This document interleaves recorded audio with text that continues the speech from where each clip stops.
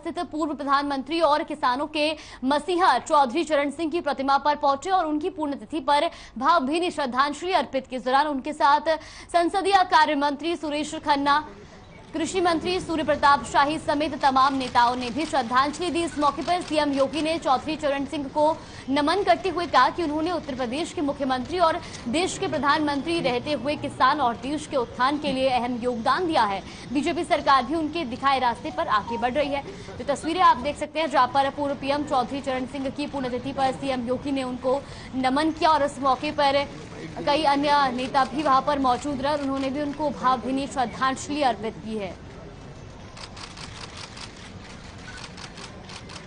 तो आज पूर्व पीएम चौधरी चरण सिंह की पुण्यतिथि है और इस मौके पर सीएम योगी ने उन्हें श्रद्धांजलि अर्पित की है। तो वही तस्वीरें आप देख सकते हैं जहां पर बीजेपी के अन्य नेता भी वहां पर मौजूद रहे और उनको श्रद्धांजलि अर्पित की है।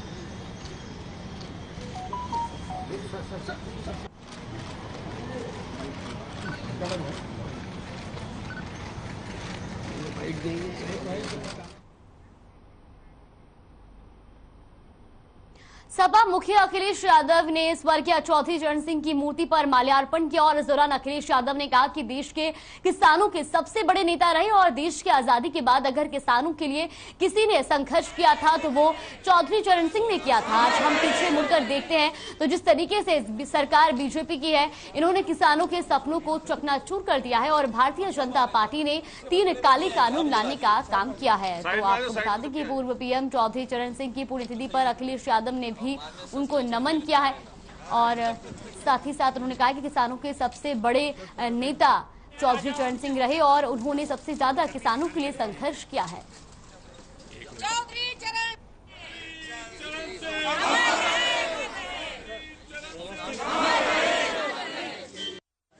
क्या कहेंगे सर? रहिए भैया, तब जाएगा। एक क्यों बोलो शांत? देश के किसानों के सबसे बड़े नेता रहे और आज़ादी के बाद किसानों के हक और सम्मान के लिए अगर किसी ने संघर्ष किया था तो चौधरी चरण सिंह जी ने किया। उनके बताए हुए रास्ते पर चल करके ही किसान खुशहाल हो सकता है। उन्होंने जो रास्ता दिखाया कि देश की खुशहाली गांव से है, खलिहानों से है और जब तक किसान तरक्की नहीं करेगा तब तक समाज और देश तरक्की नहीं कर सकता। और आज जब हम पीछे मुड़ करके देखते हैं यार आ जाओ, तो गर्मी दिखाने लग रहे हैं। चौधरी चरण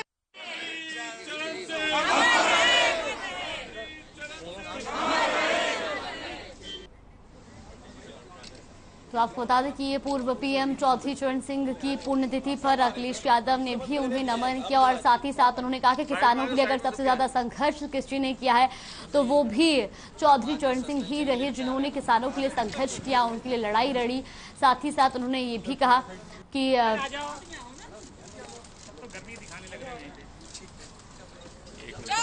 बीजेपी सरकार ने किसानों के लिए 3 काले कानून लाने का काम किया है और पूर्व पीएम चौधरी चरण सिंह एक ऐसे नेता रहे जिन्होंने किसानों के लिए सबसे ज्यादा संघर्ष किया। तो आज उनकी पुण्यतिथि पर अखिलेश यादव ने उन्हें नमन किया और साथ ही साथ उन्हें श्रद्धांजलि अर्पित की है।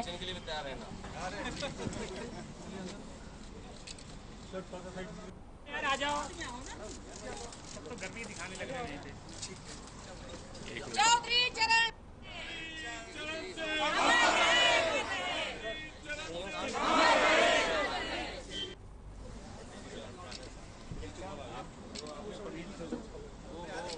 सब आ रहे सर, पीछे मत खड़े रह जाएंगे। आप इधर आ जाइए, साइड में आ जाओ, साइड में सबके आ जाइए। बस यहीं खड़े थे और बाद में सस्पेंशन के लिए भी तैयार रहना।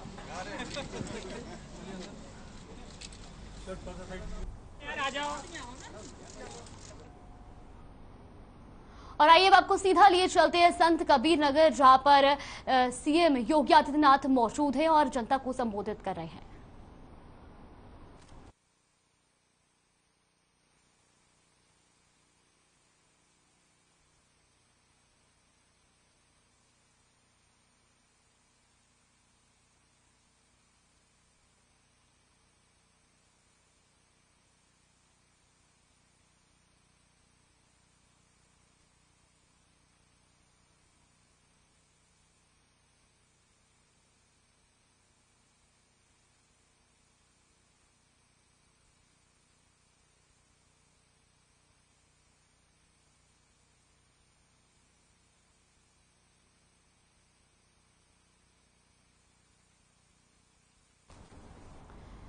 तो मगहर दौरे पर आएंगे राष्ट्रपति, और आपको बता दें कि तस्वीरें आप देख सकते हैं जहां पर संत कबीर नगर में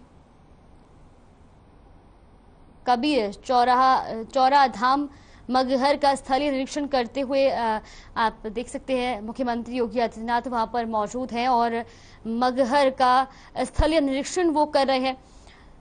तो संत कबीर नगर में कबीर चौराहा धाम में इस वक्त सीएम योगी आदित्यनाथ मौजूद हैं।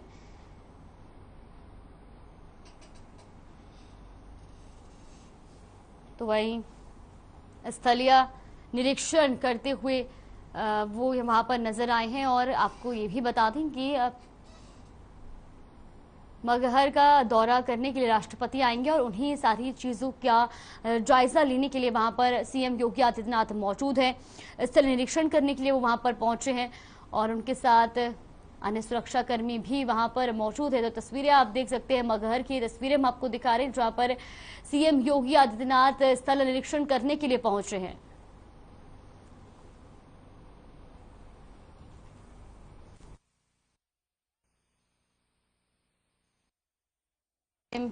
योगी ने तैयारियों का जायजा लिया है, साथ ही साथ उनके साथ अन्य अधिकारी वहां पर मौजूद है, सुरक्षा कर्मी वहां पर मौजूद है। ये तस्वीरें आप देख सकते हैं जहां पर संत कबीर नगर दौरे पर सीएम योगी आदित्यनाथ हैं और वो मगहर का स्थलीय निरीक्षण कर रहे हैं। तो साथ ही साथ आपको ये भी बता दें कि राष्ट्रपति जो है वो मगहर दौरे पर आएंगे और ऐसे में स्थलीय निरीक्षण करने के लिए वहां पर सीएम योगी आदित्यनाथ पहुंच रहे हैं। तैयारियों का जायजा लेने के लिए वहां पर सीएम योगी आदित्यनाथ मौजूद हैं। वही खबर लखनऊ से है, जहां बीजेपी की पहली कार्य समिति की बैठक का उद्घाटन सीएम योगी आदित्यनाथ ने किया। लखनऊ के किंग जॉर्ज मेडिकल यूनिवर्सिटी की Atal Bihari Vajpayee scientific convention centre में बीजेपी कार्य समिति की 1 दिवसीय बैठक में सीएम का स्वागत प्रदेश अध्यक्ष स्वतंत्र देव सिंह ने किया। वही सीएम योगी ने लोगों को संबोधित करते हुए कहा कि बीजेपी को विधानसभा चुनाव में ऐतिहासिक विजय सभी के परिश्रम से मिली है। इस जीत ने कई बड़े अंधविश्वास भी तोड़े हैं और इस बैठक में लोकसभा चुनाव 2024 की तैयारियों के साथ ही कार्यक्रम की रूपरेखा तैयार होगी। साथ ही उद्घाटन स्तर के अलावा एक सत्र में अब तक के कार्यक्रमों का ब्यौरा रखा जाएगा। इस मौके पर पार्टी के अनेक कार्यकर्ता भी वहां पर मौजूद रहे। तो लखनऊ की तस्वीरें हम आपको दिखा रहे हैं जहां पर बीजेपी कार्य समिति की बैठक हुई है।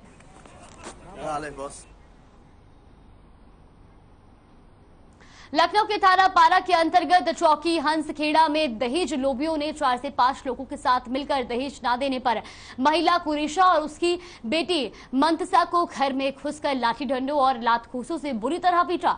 इस दौरान बेटी के हाथ में फ्रैक्चर हो गया और महिला को भी काफी चोट आई है। फिलहाल आपको बता दें कि पुलिस ने मामला दर्ज कर लिया और आगे की कार्रवाई में पुलिस जुट चुकी है। तो लखनऊ का ये पूरा मामला बताया जा रहा है। 4-5 लोग ने मिलकर मारा है। कब मारा? 25 तारीख को शाम को 7 बजे। क्यों मारा? जिससे मतलब की शादी हुई थी लड़की की, वो लोग दामाद सब लगते हैं, उन्हीं लोगों ने सब पूरा परिवार मिलकर मारा है। क्या नाम है जिन्होंने मारा है? जफर नाम है, हुसैन नाम है और हुसैन नाम है, सद्दाम, सदाब, साजदा बानो। ये लोग क्या काम करते हैं? दबंग किस्म के इंसान है। वो लोग कहते हैं मारपीट करो, हम लोग तुमको छुड़वा लेंगे। अच्छा, पुलिस में इनका? पुलिस में FIR करवाई थी, मगर जो है कि उन लोगों ने छोड़ दिया। पुलिस वालों ने छोड़ दिया। कहाँ चोट लगी है? ये मेरे हाथ में चोट लगी है, इसमें टाके लगे हैं, इसमें हड्डी में बाल चला गया, ये कान में चोट लगी, पेटों पे डंडे मारे, पूरा पेट नीला पड़ा है और 4-5 दिनों के एक दाना मुंह पे खाते नहीं, जो खाते हैं सब उल्टी हुआ जा रहा है। कई लोगों को मारा था आपको? अम्मा बेटी को मारा था, मेरे घर में कोई नहीं। कानपुर महिला पुलिसकर्मी से छेड़खानी का मामला सामने आया है। ताजा मामला कानपुर कोतवाली का है, जहां एक सिपाही और एक महिला सिपाही से अश्लीलता करते देखा गया। वही यह घटना सीसीटीवी में कैद हो गई। इस दौरान सीसीटीवी फुटेज सोशल मीडिया पर वायरल होने के बाद अधिकारियों ने सिपाही को सस्पेंड कर दिया है। लेकिन चौंकाने वाली बात यह है कि महिला सिपाही की तरफ से अभी तक आरोपी पुलिसकर्मी के खिलाफ एफआईआर दर्ज नहीं करवाई गई है। वही डीसीपी ईस्ट प्रमोद कुमार ने कहा कि अगर महिला पुलिसकर्मी शिकायत करेगी तो एफआईआर दर्ज कर आरोपी सिपाही के खिलाफ कार्रवाई भी की जाएगी।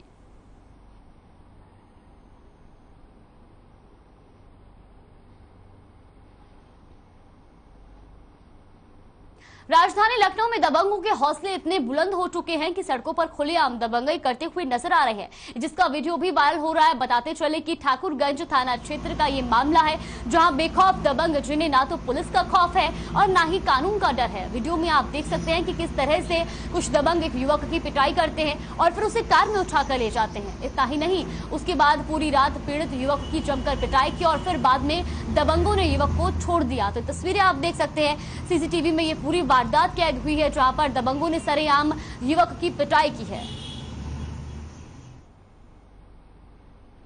प्रदेश में एक तरफ योगी सरकार ने पुलिस को गुंडों के खिलाफ सख्त एक्शन लेने के निर्देश जारी किए हैं, लेकिन दूसरी ओर पुलिस इस पर अमल करती नजर नहीं आ रही। ऐसा हम इसलिए कह रहे हैं क्योंकि लखनऊ में थाना ठाकुरगंज के बालागंज चौराहे से पुलिस रात में नदारद मिली। वहीं इस दौरान दो गुटों में जमकर मारपीट हुई है। तो आपको बता दें कि लखनऊ में दो गुटों में मारपीट हुई। वही बालागंज चौराहे का ये पूरा मामला बताया जा रहा है, जहां पर पुलिस नदारद मिली और इसी बीच दो गुटों में जमकर मारपीट हुई है। लखनऊ के मड़ियाव थाना क्षेत्र में रहने वाले युवक ने अपने सिर में गोली मार ली, जिसके बाद पूरे अपार्टमेंट में हड़कंप मच गया। इस दौरान मौके पर पहुंची पुलिस ने जख्मी शख्स को इलाज के लिए ट्रॉमा सेंटर में भर्ती कराया, जहां उसकी हालत नाजुक बताई जा रही है। आपको बता दें कि जख्मी शख्स का नाम पालाथ चंद्र बनर्जी है और जो सिक्योरिटी सुपरवाइजर के तौर पर काम करता है। उसका अपनी पत्नी से किसी बात को लेकर झगड़ा हो गया था, जिसके बाद उसने अपनी लाइसेंसी रिवॉल्वर से खुद को गोली मार ली। तो लखनऊ का ये पूरा मामला बताया जा रहा है, जहां पर खुद को युवक ने गोली मारी है। खबर लखनऊ से, जहां डीसीपी मध्य अपर्णा रजत कौशिक के सख्त आदेशों पर एसआई प्रमोद कुमार सिंह नशे के कारोबारियों पर पूरी तरह शिकंजा कस रहे हैं।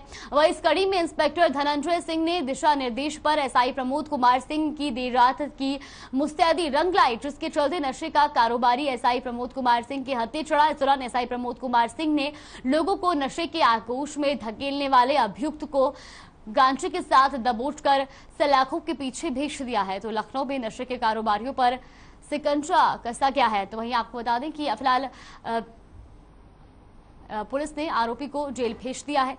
और यहां पर रुकते एक छोटे से ब्रेक के लिए, ब्रेक के बाद हाजिर होंगे कुछ खबरों के साथ।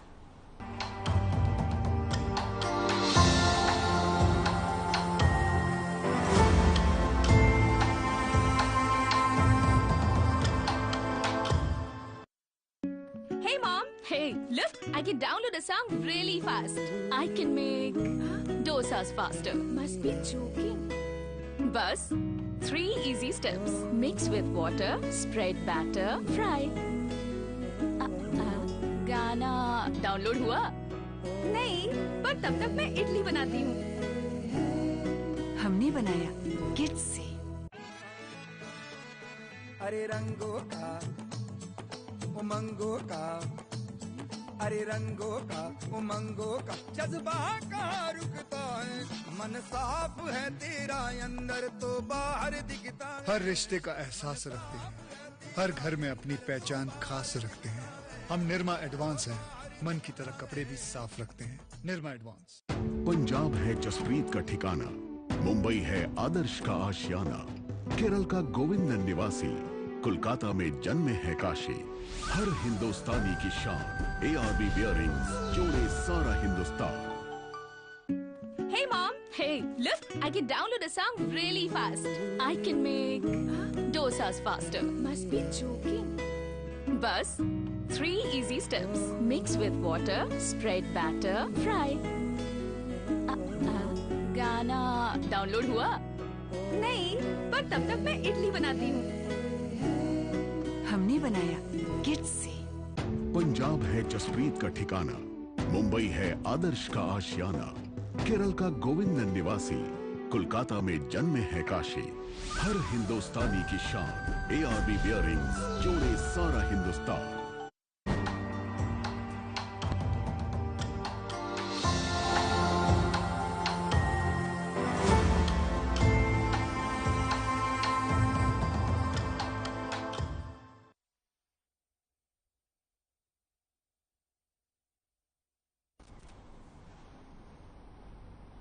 ब्रेक के बाद स्वागत है आपका और अब आपको सीधा लिए चलते जहां पर सीएम योगी क्या कुछ कह रहे हैं वो आपको सुनवाते हैं।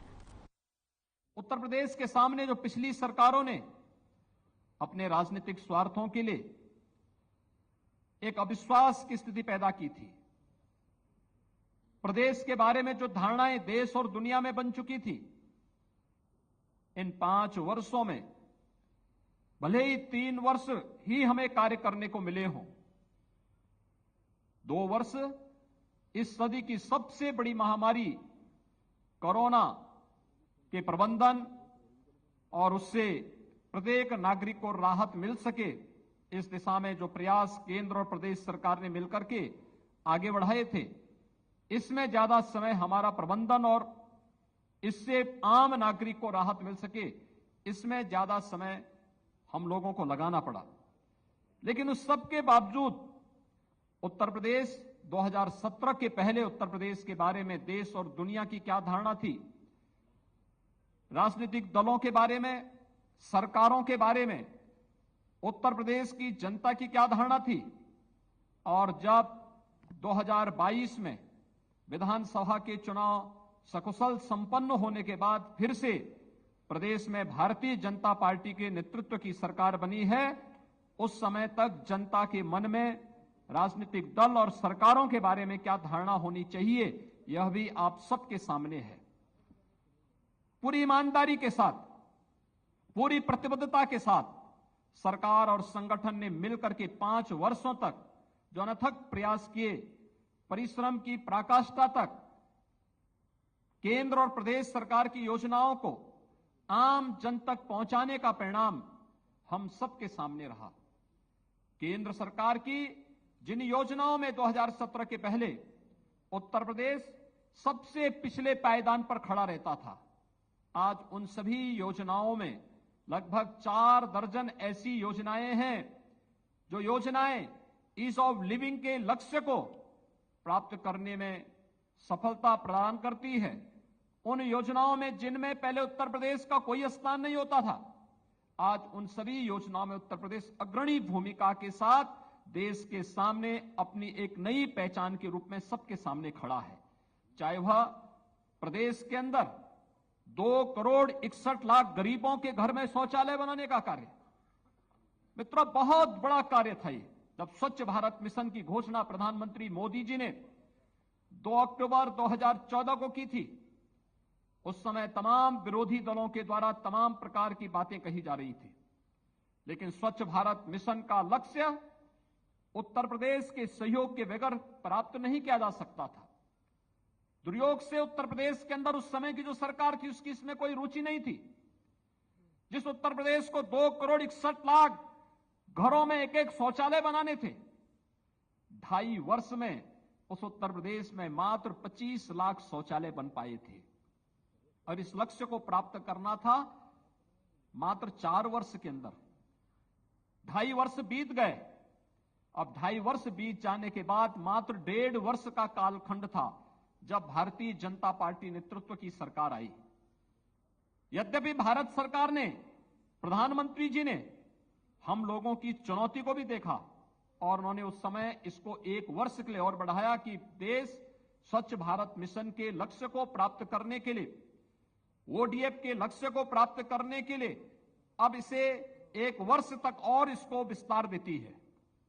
लेकिन उत्तर प्रदेश की टीम ने आदरणीय प्रधानमंत्री जी के नेतृत्व में जो पहले से निर्धारित समय था अक्टूबर 2018 में ही उत्तर प्रदेश को खुले में शौच से मुक्त करने की कार्रवाई को संपन्न करने 2,61,00,000 शौचालय बनाकर के उस लक्ष्य को प्रदान करके आदरणीय प्रधानमंत्री जी के विजन को जमीनी धरातल पर उतारने का काम भी किया। मैं देखता हूं आज भी विपक्षी दलों के लोगों को यह लगता है कि शौचालय बनाने का काम एक सामान्य कार्य है, इसका क्या प्रभाव पड़ने वाला है। लेकिन भाइयों बहनों, यह एक बहुत यानी पूरे भारत की तस्वीर को बदलने वाला कार्यक्रम है। कार्यक्रम इस रूप में 2014 के पहले अगर आप उत्तर प्रदेश के अंदर गांवों में जाते थे, गांव की गलियां पैदल चलने लायक नहीं होती थी, गंदगी का अंबार होता था, बदबू देखने को मिलती थी। स्वच्छ भारत मिशन के बाद, इस कार्यक्रम को सफलतापूर्वक लागू होने के बाद आज गांव साफ सुथरे हैं। गांव में आप पैदल भी जा सकते हैं, कहीं कोई समस्या नहीं। एक पक्ष इसने गांव की तस्वीर को बदला है, इसकी दूसरी तस्वीर इसने नारी गरिमा की रक्षा की है, और इसकी तीसरी तस्वीर इसने हजारों बच्चों को असमय काल कलवित होने से बचाया है। इंसेफ्लाइटिस जैसी महामारी से बचाने में इस अभियान की बहुत बड़ी भूमिका है। आप में से बहुत सारे पदाधिकारी पूर्वी उत्तर प्रदेश के इंसेफ्लाइटिस से प्रभावित उन क्षेत्रों में देखे होंगे। तो आपने सुना जहां पर सीएम योगी आदित्यनाथ बीजेपी की कार्य समिति की बैठक को संबोधित कर रहे थे। फिलहाल के लिए अपना उत्तर प्रदेश में बस इतना ही। आप बने रहिए हमारे साथ। नमस्कार।